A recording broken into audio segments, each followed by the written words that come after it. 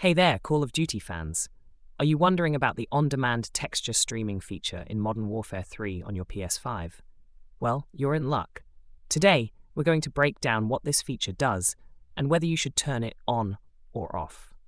This is your go-to MW3 settings guide for beginners. Let's jump right into the action. On-demand texture streaming is a feature designed to enhance your gaming experience by downloading high-quality textures while you play. It's meant to provide the best visual quality without taking up too much space on your console's hard drive. To find this option, start MW3 and head to the Settings menu from the main screen. Scroll down to the Graphics tab, and here you'll see On-Demand Texture Streaming. Now, the big question, should you turn it on or off?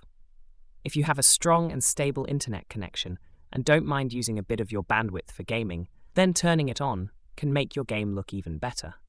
However, if you're on a limited data plan or your internet connection isn't the greatest, you might want to turn this feature off. This will prevent MW3 from using your internet to download textures, which can save you from potential lag or data overage charges. It's also worth noting that if you're experiencing longer load times, or if the game is stuttering, you may want to try turning off on-demand texture streaming to see if it improves your gameplay. Remember, you can always toggle this setting on or off depending on your current situation. So, don't be afraid to experiment and see what works best for you and your setup. And that's all there is to it.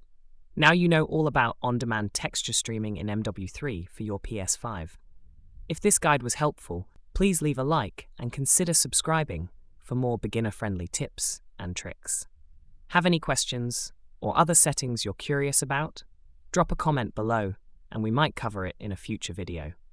Thanks for watching, and I'll see you in the next battle.